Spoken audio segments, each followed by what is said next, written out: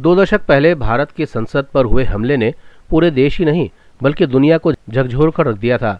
पाकिस्तान स्थित आतंकी संगठन जैश ए मोहम्मद के आतंकियों द्वारा किए गए इस हमले पर सरकार और सुरक्षा एजेंसी इस बात पर सोचने के लिए मजबूर हो गए कि आखिर इनके लिए कौन सी पुख्ता रणनीति अपनाई जाए। 2 दशक बाद भी पाकिस्तान में इस हमले का खाका खींचने वाले आतंकवाद के मुखिया आज़ादी से घूम रहे हैं।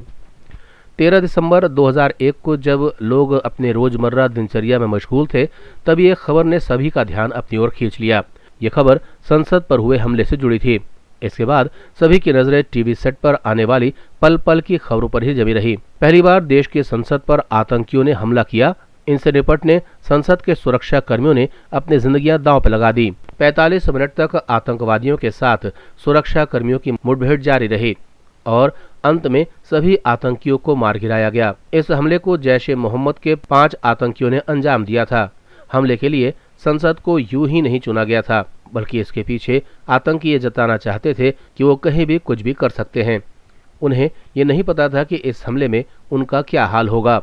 संसद पर हमला करने आए इन आतंकियों का मकसद संसद के मुख्य भवन में प्रवेश कर वहां मौजूद सांसदों को निशाना बनाना था, लेकिन इसमें वो कामयाब नहीं हो सके। सभी आतंकियों को सुरक्षा बल ने संसद के बाहर ही ढेर कर दिया।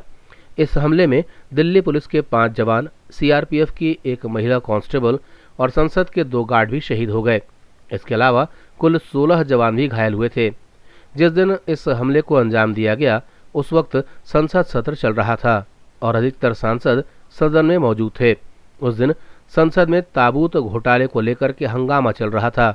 इस वजह से कुछ देर के लिए संसद के दोनों ही सदनों को स्थगित करना पड़ा था।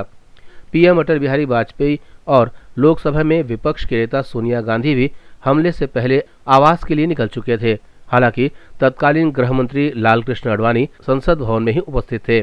कुछ देर बाद जैश के आतंकी सफेद एम्बेसडर कार से तेजी से संसद भवन की तरफ आए। इस कार पर गृह मंत्रालय का स्टिकर भी लगा हुआ था। ये गाड़ी संसद के मेन एंट्रेंस पर लगे बैरिकेड को तोड़ते हुए करीब 11:29 पर संसद के प्रांगण में पहुंची। कार में से निकलते ही सभी 5 आतंकियों ने AK-47 से गोलियों की बौछार शुरू कर दी। संसद में मौजूद सांसदों और दूसरे कर्मियों को उस वक्त ऐसा लग रहा था कि जैसे कोई पटाखे छोड़ रहा है, लेकिन जल्द ही सभी की असलियत का अंदाजा हो गया। सुरक्षा कर्मियों ने तुरंत मोर्चा संभाला और संसद में एंट्री का गेट बंद कर दिया। आमने सामने की मुठभेड़ में सभी आतंकियों को मार गिराया गया। इस हमले की साजिश रचने वाले मुख्य आरोपी अफजल गुरु को दिल्ली पुलिस ने गिरफ्तार किया। उसने पाकिस्तान में ट्रेनिंग भी ली थी। 2002 में दिल्ली हाई कोर्ट और 2006 में सुप्रीम कोर्ट ने उसको फांसी की सजा सुनाई। तत्कालीन राष्ट्रपति प्रणब मुखर्जी द्वारा उसकी दया याचिका खारिज किए जाने के बाद 9 फरवरी 2013 की सुबह अफजल गुरु को तिहाड़ जेल में फांसी दे दी गई। ब्यूरो रिपोर्ट, जनता से रिश्ता।